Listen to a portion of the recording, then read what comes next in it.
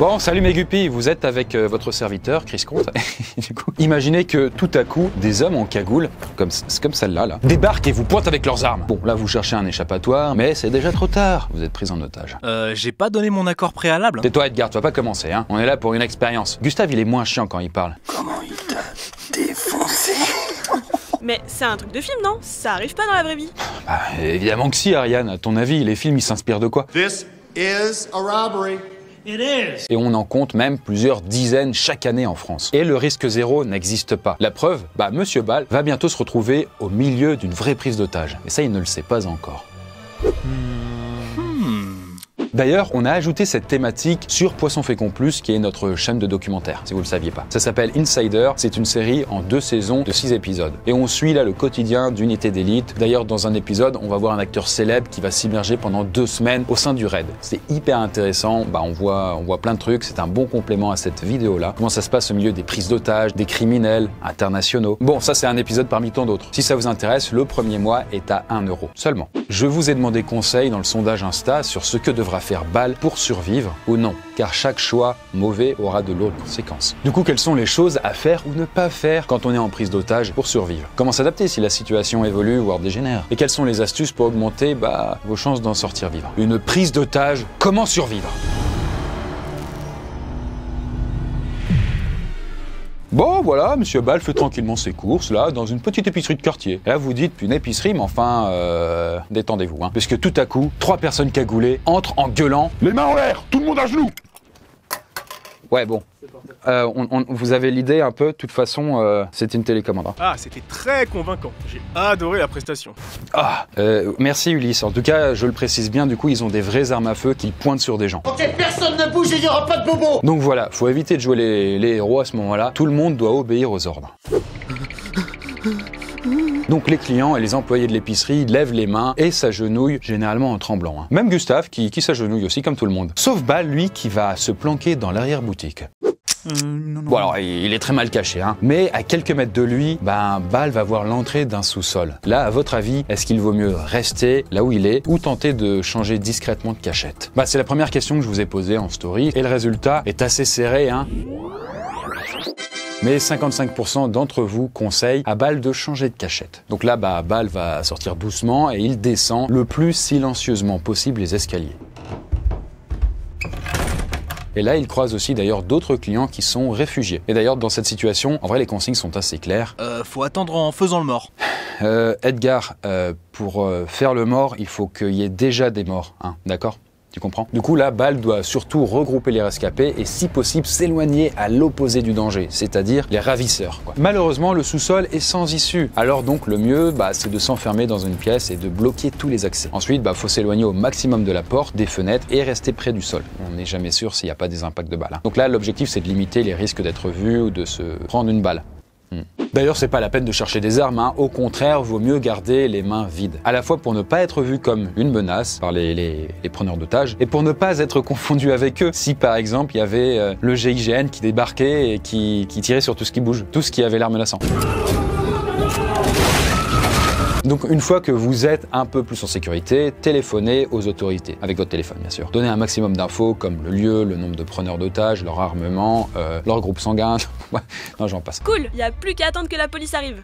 En théorie oui, sauf que les preneurs d'otages ont compris que des gens sont réfugiés en bas. Donc là ils envoient une employée du magasin les chercher. Et ça c'est exactement ce qui est arrivé à Zari Siboni en 2015, lors d'une prise d'otage qui est quand même très célèbre, hein, dans un supermarché cachère en France. J'ai entendu, t'as 10 secondes pour aller chercher les gens réfugiés en bas, sinon je descends et je tue tout le monde. Donc j'y suis allée en tremblant, tout le monde me disait « Non, on monte pas, on a peur, on veut pas mourir ». Là, Ball comprend que pour survivre, il n'y a pas d'autre choix que de remonter. Et donc, il va devenir otage à son tour. Comme Gustave, hein. Bon, voilà, la prise d'otage a débuté depuis déjà 1 heure. Et Ball étant donc maintenant un otage, les ravisseurs ont décidé de l'enfermer dans la chambre froide du magasin avec d'autres otages. Voilà, comme ça il fera bien frais, quoi. Alors, pour l'instant, personne ne parle, il y a un gros silence pesant. Là, les agresseurs ont récupéré tous les téléphones, donc ce n'est plus possible de contacter l'extérieur. Et là, les règles à suivre pour maximiser ses chances de survie, vos chances, c'est de garder votre calme. Ne pas crier ou ne pas se débattre. Ne pas paniquer. Restez zen. Vous respirez profondément. Voilà. Faut faire aucun mouvement brusque et obéir strictement aux ordres des agresseurs. Faut se dire vraiment dans leur tête, les mecs, ils sont nervosité 11 sur 10 quoi. Donc voilà, on n'a pas envie qu'ils fassent une bêtise du coup sous le coup du stress. Ah, c'est le moment de briller. Si j'arrive à hacker le système de surveillance, je peux... Edgar, non, c'est vraiment pas le moment de jouer au héros en fait. Dans les prises d'otages, il y a beaucoup de gens qui sont abattus dans le sens propre du terme parce qu'ils ont tenté de se rebeller. Sois comme le roseau qui plie, mais ne rompt pas. C'est l'idée, c'est l'idée. À part ça, il n'y a plus qu'à prendre son mal en patience. Donc personne ne sait combien de temps ça va durer. Et ça, c'est ce que raconte Florence Obena, qui a été otage plusieurs mois en Irak. Il y a un moment terrible où on se dit, ça y est, je vais pas sortir dans une demi-heure, je suis là pour un moment. Et si ça se trouve, je sortirai jamais. C'est une espèce de hurlement intérieur. Bon, heureusement, en France, c'est quand même très rare que les prises d'otages dépassent les 48 heures. Les criminels sont encerclés par la police et se font avoir par la fatigue. La police! Lâche ton arme, t'es fermé! D'ailleurs, les 30 et 45 premières minutes sont les plus dangereuses. C'est là où les ravisseurs sont les plus instables et avec le plus d'incertitude. D'ailleurs, en parlant d'imprévisibilité, l'un des ravisseurs vient d'entrer dans la chambre froide. Et là, il explique que y a trop d'otages, donc il va libérer, pour un peu lâcher du lest, tous ceux qui sont en mauvaise santé. Et à ce moment-là, une idée traverse l'esprit de Ball. Est-ce qu'il doit se faire passer pour un malade ou ne pas tenter de mentir ?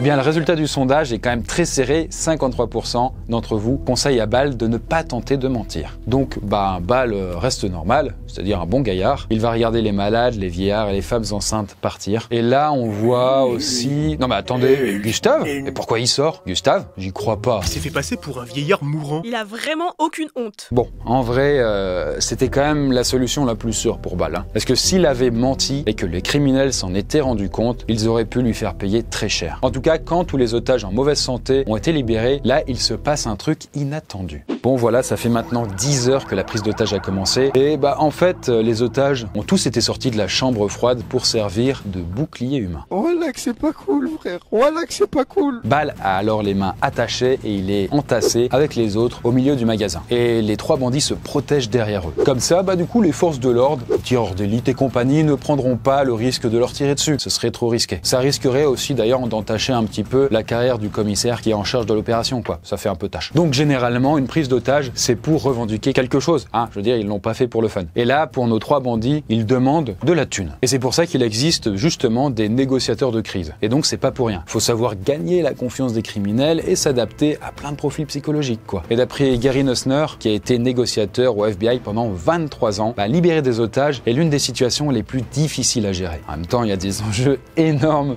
la vie, quoi, tout simplement. Et c'est pour ça que Ball doit rester patient. Mais comment ils font pour manger ces pauvres otages ? Ulysse, je sais que ça va te surprendre, mais on peut tenir plusieurs jours sans manger, voire même plusieurs semaines. Je veux des craquelins, je veux des raisins, un morceau de pain, j'ai faim. Et puis je rappelle quand même qu'on est dans une épicerie, donc la nourriture c'est pas ça qui manque. Mais bon, de toute façon, les ravisseurs ont besoin de garder les otages en vie pour négocier. Sinon, il n'y a plus trop de monnaie d'échange, ça n'a pas trop de sens, quoi. Concernant les toilettes, justement, l'un des ravisseurs va accompagner Ball. Et d'ailleurs, sur le chemin, le ravisseur tape même la discussion. Il essaye de justifier pourquoi il fait cette prise d'otage. Un petit peu l'impression qu'il a quelque chose sur la conscience. En tout cas, si un ravisseur cherche à discuter, dans ce cas, il faut répondre pour éviter qu'il s'énerve. Si tu veux revoir tes gosses, t'as intérêt à te manier tout de suite, putain! Thank you. Very much. Mais attention à bien respecter certaines règles. Parler avec un ton neutre et reformuler simplement ce qu'il dit, sans déformer. Je suis un con. Je suis un con. Oh. En fait, il faut que vous restiez un maximum à l'écoute, et sans juger le preneur d'otage. C'est pas le moment de lui rappeler que c'est mal ce qu'il fait, et qu'il aura sur la conscience, que voilà, on n'est pas là pour faire un débat ou pour donner son avis.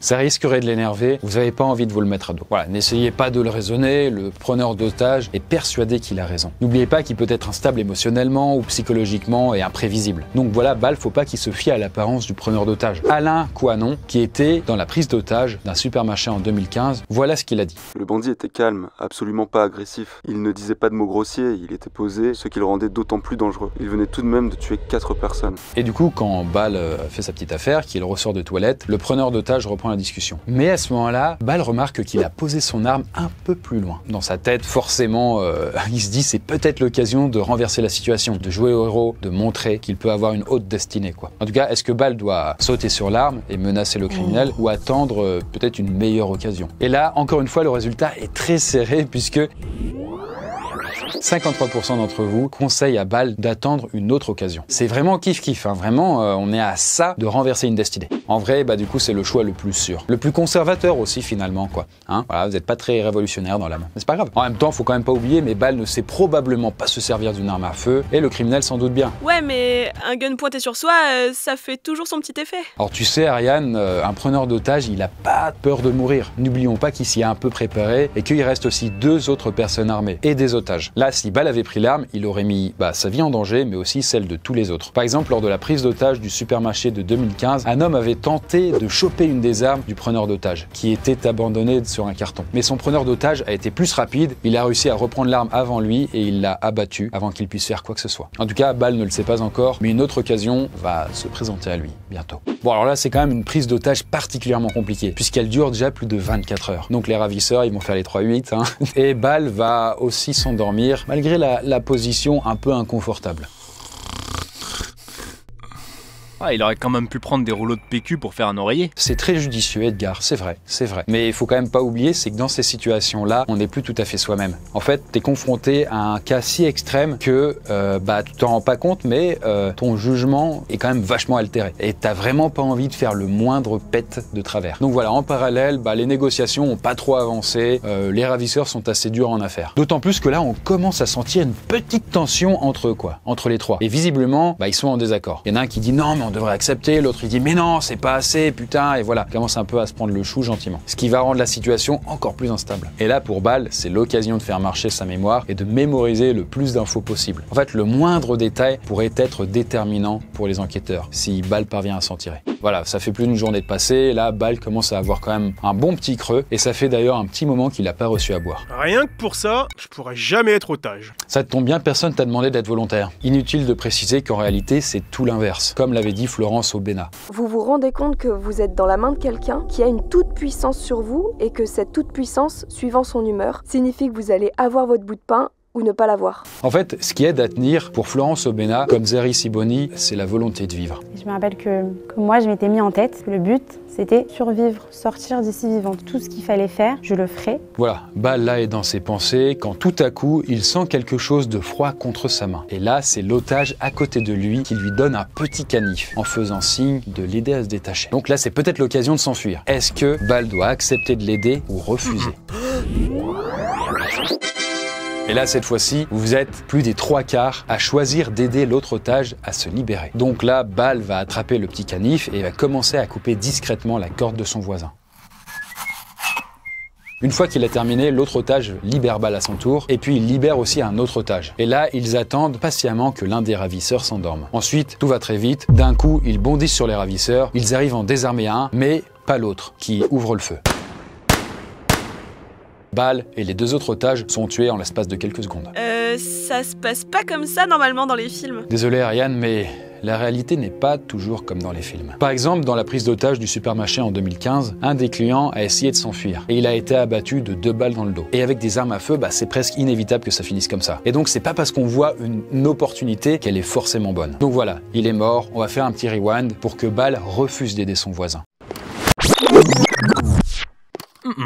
Et pendant ce temps-là, les forces de l'ordre préparent quelque chose. Voilà, 48 heures après le début de la prise d'otage, les négociations n'ont toujours pas avancé. Et on sent de l'épuisement mental du côté des criminels. Et quand les négociations ne donnent rien, il reste peu de solutions. Je sens que l'heure de la baston approche. Peut-être Ulysse. En fait, après avoir tenté l'approche pacifique, les forces de l'ordre vont intervenir. Et là, 3 options, soit les criminels sont arrêtés, soit ils réussiront à s'enfuir, soit ils seront abattus. En fait, le plus difficile, c'est de libérer tous les otages en évitant un bain de sang, comme celui des JO de Munich en 1972, qui s'était terminé avec 17 morts, dont les 11 otages.